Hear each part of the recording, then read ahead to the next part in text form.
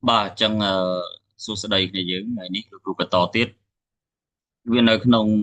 លំហាត់នៃវិញ្ញាសាទី35ហាត់ចុងក្រោយបាទមកដល់វិញ្ញាសាខាងចុងនេះគឺលំហាត់ពីច្រើនរឿងពិបាករឿងពិបាកតែលំហាត់ស្រួលយើងរៀនអស់ហើយអញ្ចឹងឡើយតែលំហាត់ពិបាកទេដែលយើងអត់បានរៀនឥឡូវមកឲ្យគ្រូចាំយូរអញ្ចឹងគ្រូចាប់ផ្ដើមធ្វើការកែលំហាត់ទៅតែម្ដងចង្វាក់ម្ខាងរបស់សេនមួយមានសំទោសត្រូវបានកំណត់សំយោគជាអមមួយដែលមានប្រវែង510គុណនឹង10ហើយគុណ17សង់ទីម៉ែត្រពេលបកប្រែក្រមគេឃើញមានរីបូសូម3បាទក៏លើម៉ូលេគុលអានអមនេះត្រឡប់ទៅមកចំនួន2ដងដូចគ្នាហើយរីបូសូមមួយឃ្លាតពីគ្នា2.04ណាណូម៉ែត្រសំណួរតើសេនមានប្រវែងប៉ុន្មានណាណូម៉ែត្រចឹងណាបាទហើយតើម៉ូលេគុលអានអមមានទំនាក់បើម៉ូលេគុលអានអមមានទំនាក់ទំនងរីបូណូទីតគឺ A បូកអុយណា A បូកអុយរបស់អមលើក3ស្មើនឹង C បូក C របស់អមលើក2គណនាចំនួននុយក្លេទីតប្រភេទនីមួយៗរបស់សេនសំណួរកគឺគណនាល្បឿនម្លាស់ទីរបស់រីបូសូមទាំងនេះបើ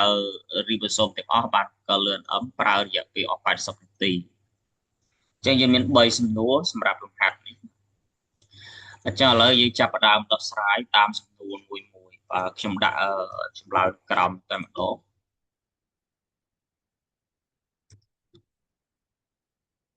បាទពង្រីកចម្លើយធំទៅ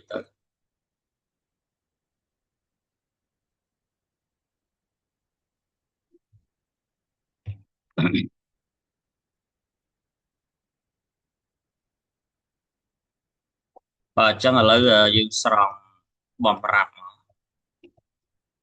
របស់យើង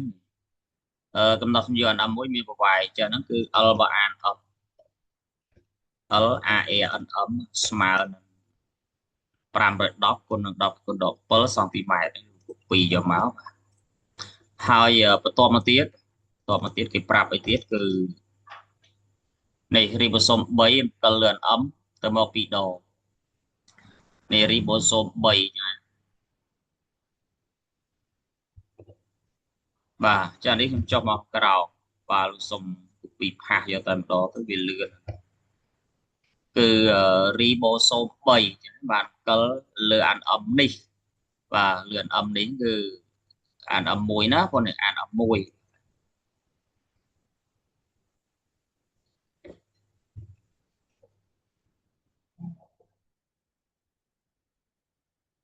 បាទនេះហ្វុនដូចតូចជាងគេតិចសម្លាងវាវិញបាទហើយមួយទៀតមេទៀតដែរបាទនេះL មួយរីបូសូមណាអញ្ចឹងលោកគ្រូដាក់ចុះមកក្រោមចុះអានេះគឺមានន័យថា L មួយប្រឡោះបាទ L មួយប្រឡោះរីបូសូមស្មើប៉ុណ្ណឹងគឺ2.0ណាណូម៉ែត្របាទហ្នឹង L មួយប្រឡោះអស់ហើយសម្រាប់ក្នុងសំណួររបស់យើងទីមួយយើងស្រង់អស់លើប្រធានអញ្ចឹងទៅឥឡូវគេសំណួរតើសេមានប្រវែងប្រមាណណាម៉ែត្រនេះមានន័យថាយើងគេឲ្យយើងរកប្រវែងរបស់សេបាទសំណួរទី1គឺគេឲ្យយើងរកប្រវែងសេបាទជាណាណូម៉ែត្រចឹងយើងគាត់ថានេះប្រវែងអានអមចឹងយើងវាយទៅបាទប៉ុនវាយសិនមកដោយពិសេសដោយដកឃ្លាតិចទៅ1សង់ទីម៉ែត្រស្មើ10ស្វ័យគុណ10ស្វ័យគុណ7ណាណូម៉ែត្រណា10ស្វ័យគុណ7ណាណូម៉ែត្រយើងវាយពីសង់ទីម៉ែត្រទៅរកណាណូម៉ែត្រទៅអញ្ចឹងនាំឲ្យ LADN របស់យើងសំទោស LAANM វាស្មើនឹងអានេះដក7អានេះអានេះបូក7អានេះដក7អញ្ចឹងវាអស់អញ្ចឹងវាសល់510ណា510ណាណូម៉ែត្រ ប៉ុន្តែអានេះជាប្រវែងរបស់អានអប់តនៅជាប្រវែងអានអប់អញ្ចឹងបងត្រូវវិចារឲ្យវាខ្លាយទៅជាប្រវែងរបស់សេនវិញអញ្ចឹងដោយ ARNM យើងវិចារអញ្ចឹងទៅចម្លងក្របយើងវិចារចម្លងក្របចេញពីបាទចុះវគ្គមកខាងរបស់អីបាទរបស់សេចេញមកពីចម្លងក្រមចេញពីច្បាប់ខាងរបស់សេវិចារប៉ុណ្ណឹងបងទាញបាទនាំឲ្យអញ្ចឹងណាបាទហើយយើងចុចពីយើងដកឃ្លាតិចមក L របស់បាទ L របស់សេនគឺស្មើនឹង L របស់ AR N up អញ្ចឹងវាស្មើ510ណានូម៉ែត្រអញ្ចឹងបងយើងវិចារបែបនេះ L សេនហើយ L អានឹងស្មើគ្នាអញ្ចឹងវាដូចនេះបាទ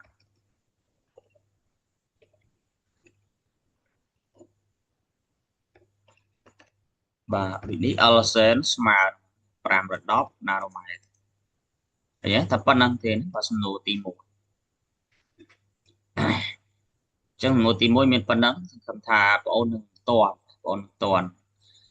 សំណួរទី2បាទសំណួរទី2នៅក្រោមគ្នានេះនៃសំណួរទី2របស់យើងឥឡូវទុកសម្រាប់ទុកប្រធានសំណួរទី2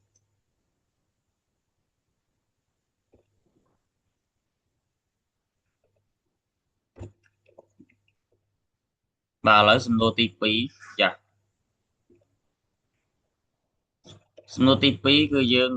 កណនាអញ្ចឹងណាចំនួននុយក្លេអូទីតប្រភេទនីមួយរបស់អីគឺរបស់សេលបាទយើងរកនុយភេទមួយរបស់សេលបាទនេះលោកគ្រូចម្លាង font អានឹងតិច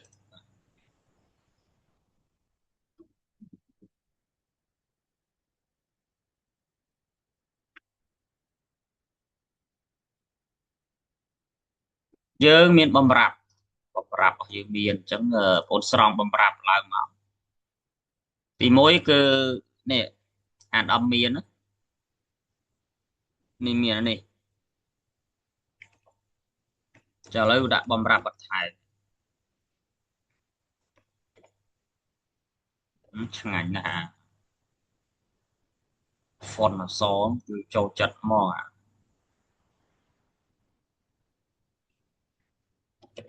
បាទបំរាប់អឺ ARNM មានអីខ្លះដាក់មកនេះបាទ copy មកគឺមាន A បូកអ៊ុយ ANM លើក3ស្មើ C បូក C ANM លើក2ណាអស់ហើយមានប៉ុណ្្នឹងទេអញ្ចឹងនេះយើងបងដឹងអានេះបើក៏បងកលេចឃើញផ្លែតគឺដឹងគោលការណ៍ចម្លងក្រមឃើញទេតែ A បូកអ៊ុយតាមគោលការណ៍ចម្លងក្រមស្មើ A បូក C អានេះស្មើ C អញ្ចឹងយើងយកមកចំនួនកន្លែងហ្នឹងមកតើនៅបាទឬក៏បងទាញមកបន្តិចទៅបាទពីយើងទាញផលគុណខ្វែងទៅនេះទៅជា 2A 2ហើយកតាអី A បូកឲ្យអ៊ុយរបស់ AR NM ស្មើនឹងអី3កតា C បូកឲ្យ C របស់ AR NM បាទយើងពលាតហ្នឹងមកតែបង skip ប៉ុណ្ណឹងຕົកសិនឥឡូវនេះកុំឲ្យថាវាអត់មានពាក្យមានសម្ដីឬសេថានាំឲ្យនេះបាទយើងដាក់ចាំចុះបាទនាំឲ្យហើយរួចហើយបងធ្វើម៉េចចាប់ផ្ដើមអីបងប្រើគោលការណ៍ចម្លងក្រមទីតា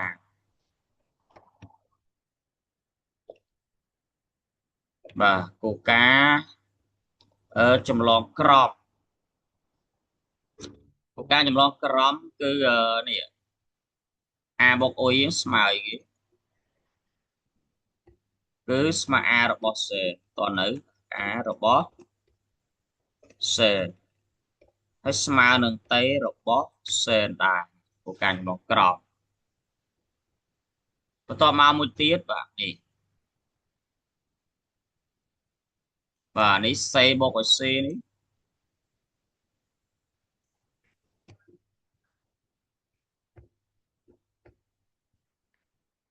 smile C របស់ sen ឬ smile C របស់ sen ឃើញទេហ្នឹងគោលការណ៍ចម្លងក្រមមកស្អិតគ្នាកន្លែងនេះ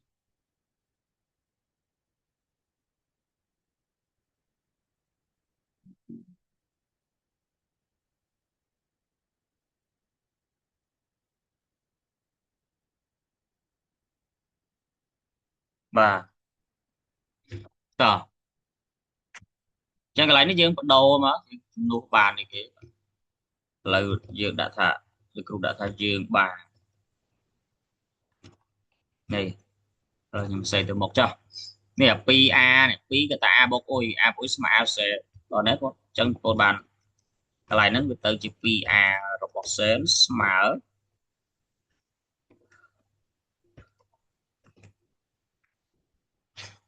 3C របស់ sen 2កតា A បូកអ៊ុយ A បូកអ៊ុយស្មើ A សេ3កតា C បូក C C បូក C ស្មើ C sen យើងបាន 2A sen ស្មើហើយបង skip វាទុកសិនទៅអានេះជាប់ sen ហើយ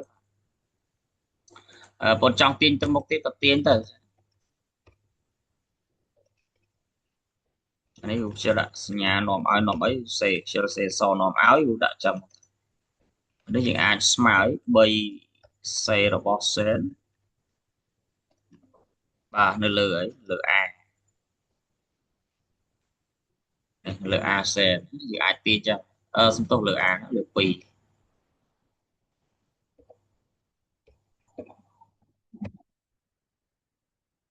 បាទលើ2ឥឡូវយើងຕົកសិនយើង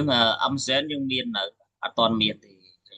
M sen នៅទាំងអស់អញ្ចឹងយើងរក M sen តាមរយៈប្រវែងនេះប្រវែងរបស់ sen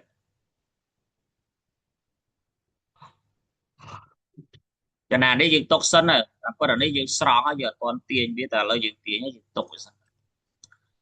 ចេះអីយើងទាញហ្នឹងបងប្អូនណាបាទចំពោះពេលប្រឡងពេលយើងកុំចាំគិតក្បួនក្បោក្បាច់អីសំខាន់យើងធ្វើឲ្យចេញចម្លើយមកឥឡូវយើងលោកគ្រូទៅរកAmazon យើងវិចារដោយនុយក្លេអូទីតមួយមានប្រវែង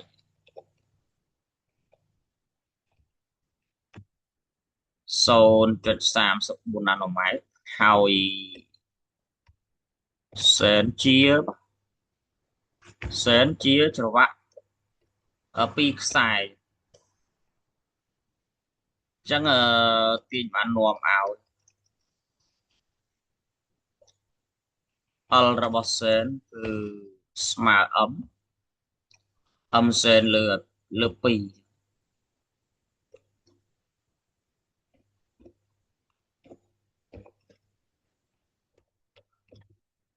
គុណនឹង0.34ណាណូម៉ែត្រយើងទីរកតែ M ទេតែឥឡូវលោកគ្រូសុំទីកាត់ទៅអាហ្នឹងគឺ M របស់ sen គឺស្មើនឹង3000ចឹងណា3000នុយក្លេអូទីតមក U ទីចោះរួចហើយបងបែក M ហ្នឹងទៅតាមឯទៀតបងបែក M តាមគោលការណ៍បាទគោលការណ៍គឺគោលការណ៍បំពេញបាសណាបែក M តាមគោលការណ៍ពេញបាសមកចឹងបងសេទៅ A បូក T បូក C បូក C ស្មើអីស្មើ M ធំ M របស់ C ណាបាទនេះទៅជា 2A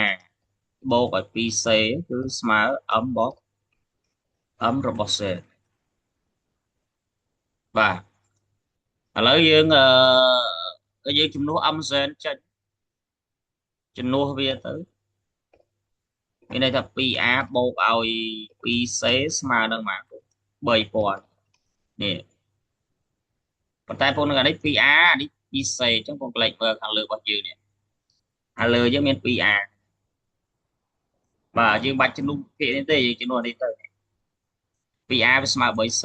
តើនៅអញ្ចឹងយើងជំនួសកន្លែងនឹងយកទៅម្ដងបាទឥឡូវខ្ញុំ copy នេះមកបាទ copy នេះយកទៅ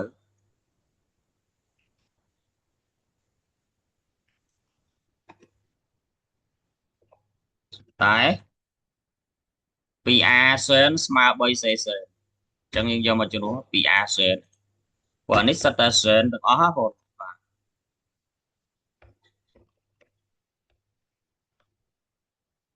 ចាឥឡូវយើងជំនួសកន្លែងនេះពី 2a sen ដាក់ចូលដោយ 3c 3c sen អញ្ចឹងកន្លែងនេះវាទៅជាយ៉ាងម៉េចបាទ3c របស់ sen បូក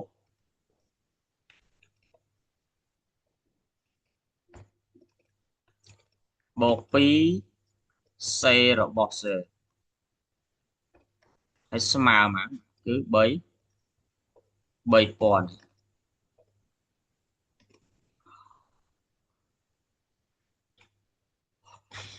បាទហើយមកដល់កន្លែងហ្នឹងលោកគ្រូមិនបាច់ចាំទាញទៀតទេបងដើម្បីកុំឲ្យយូរអានេះបងដល់ទាញបាន4ហើយ4សេហើយត្រូវ4សេស្មើ3000អញ្ចឹងទៅនាំឲ្យសេស្មើប៉ុន្មានចែក4ទៅបានប្រហែលបងដាក់មកណាប៉ុណ្ណឹងបងធ្វើខ្លួនឯងណាហើយពេលឃើញហើយបងឃើញនុយសេហើយបងទៅមើលខាងលើទៅដើម្បីយកសេទៅជំនួសតម្លៃវានៅខាងលើបាទបងយកមកជំនួសសេចូលឡើងវិញឃើញនុយអាតោះនៅអញ្ចឹងសំណួរទី2វាដាក់តែប៉ុណ្ណឹងទេមកយូរយើងមកចូលសំណួរទី3តើតើការកែនេះល្បឿនសំណួរទី3របស់យើងកែនេះល្បឿនម្លាស់ទីរបស់ Riboso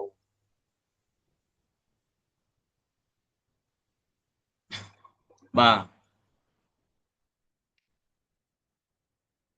អញ្ចឹងបំរាប់របស់យើងគឺមានតែមួយនឹងទេបាទនេះដាក់ទៅឲ្យខ្លាយទៅជាបំរាប់តែម្ដង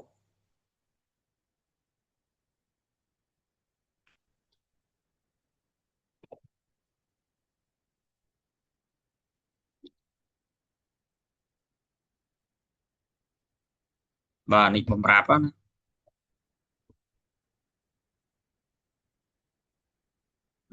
យ៉ាប់មើលតោះរយៈពេលណាប្រើរយៈពេលបើយើងនិយាយទៅតេហ្មងដាក់តេ Ribosome ណាបាទដាក់តេចឹងតេគឺស្មើ80នាទីតេសរុបហ្នឹងអស់ហើយប៉ុណ្ណឹងទីលំហាត់យើងមានអីលើសពីហ្នឹងទេមានតែប៉ុណ្ណឹងទេអញ្ចឹងពុនធ្លាប់អនុវត្តមុនលំហាត់មុនជាមួយលោកគ្រូហើយកែនេះល្បឿនវ៉េមានន័យថាយើងយក LANM ចែកតេប៉ុន្តែដោយសារ ribosome យើងវាច្រើនអញ្ចឹងយើងត្រូវគិតប្រវែង ribosome ទៀតគឺ L ប្រឡោះ ribosome បាទ L ប្រឡោះ ribosome អានអំយើងមានតែមួយទេបើអានអំយើងពីរមានប្រឡោះទៀតចឹងយើងបូកថែនឹងអត់ទេអញ្ចឹងយើងប្រើរូបមន្តតែប៉ុណ្្នឹងទេគឺ v ស្មើ l អានអំលើ l អានអំបូកឲ្យ l ប្រឡោះ ribosome ចែកឲ្យតេអញ្ចឹងទី1 l អានអំយើងមានហើយយើងនៅតែចំនួនប្រឡោះនឹង L ប្រឡោះទេតោះឥឡូវយើងចាប់ផ្ដើម L អានអំយើងនៅខាងលើឯងកន្លែងណានេះនេះឃើញទេ510ចាឥឡូវបងរកចំនួនប្រឡោះមកបាទយើងវិចារដោយ ribosome មានទាំងអស់ប្រមាណ ribosome នេះដូចជា5ហើយribosome 3ចា ribosome 3បាទចាំតិចមក copy កន្លែងណាចេះ ribosome ទៀតនេះ ribosome 3អង្គលអានអំពីរដងនេះបាទឥឡូវយើងរកចំនួនប្រឡោះមកបងទាញបងកន្លែងនេះគឺប្រាប់គេតិចទៅបំរាប់របស់យើងថែមបំរាប់ទៀតចំនួន ribo 0គឺស្មើ3ស្មើ3ហ្នឹងចំនួន ribo 0អញ្ចឹងបងទាញបាន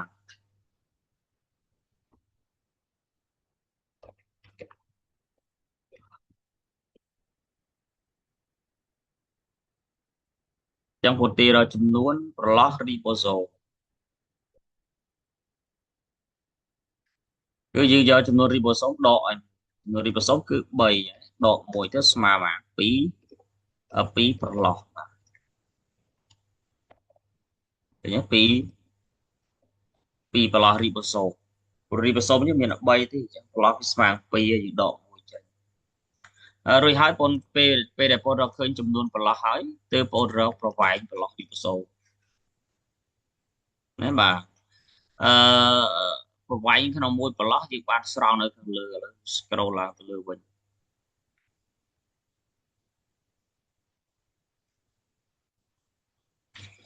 បាទប្រវែងមួយប្រឡោះគឺ2.04បាទអញ្ចឹងឥឡូវថយចុះមកក្រោមវិញនេះអានេះខ្ញុំដាក់ជាបំរាប់ទៀតចុះបាទនេះប្រវែងមួយប្រឡោះណាបាទគឺស្មើ2.04ឥឡូវយើងចាប់ផ្ដើមមកនាំឲ្យ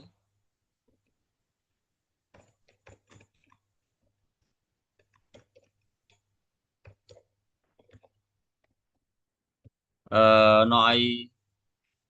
ប្រវែងណាប្រវែងប្រឡោះយកចំនួនប្រឡោះយើងមានហើយ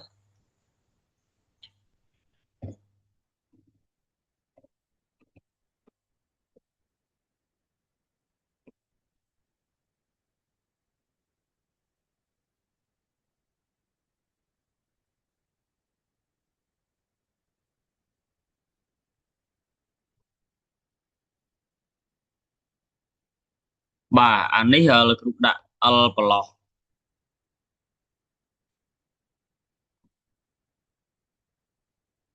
បាទហ្នឹង L ប្រឡោះរីបូសូម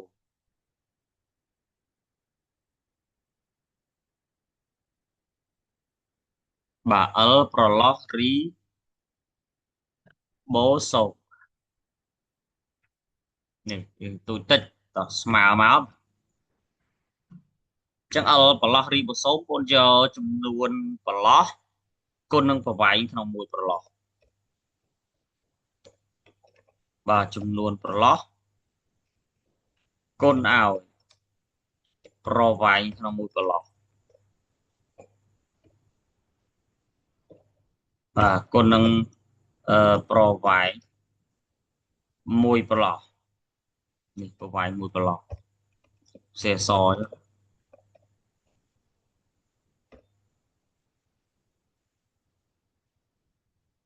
គុណនឹងប្រវែងមួយប្រឡោះ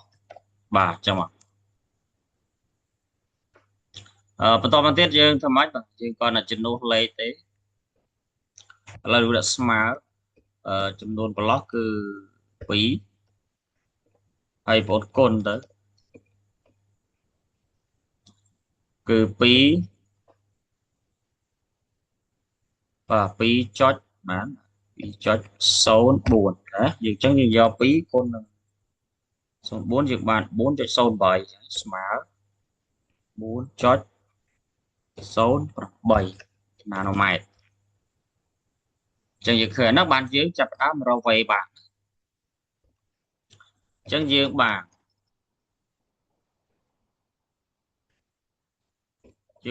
ល្បឿនរីបូសូម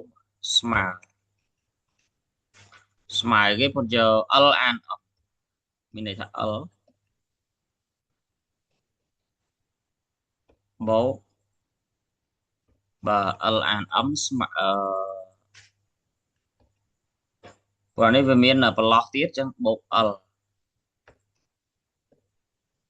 អី L ប្រឡោះរីបូសូមបាទ L ប្រឡោះរីបូសូមហើយយើងចែកនឹងមកនេះយើងចែកឲ្យមកចែកឲ្យតេចាតេអញ្ចឹងបងគ្រាន់តែយកចំនួនចូលមកតើនៅបាទល្បឿនរីបូសូម L អាន M យើងរកឃើញបងបូក L ប្រឡោះនេះប៉ុណ្ណឹងមកបូកចែកតេរយៈពេលទៅគឺយើងឃើញចម្លើយហើយស្មើមក L អាន M គឺ510ណាណូម៉ែត្រហើយបូកឲ្យ L ប្រឡោះរីបូសូមគឺ4.08បាទប៉ុណ្ណឹងមកហើយចែកទៅគឺ80នាទីចឹងបងទូទាត់ទៅឃើញបានពុតដាក់យកមកណាណូម៉ែត្រក្នុង1នាទីតោះនេះបាទចឹងណាណូម៉ែត្រ ហើយslash មួយមកនាទី slash លោតចែកបាទចា៎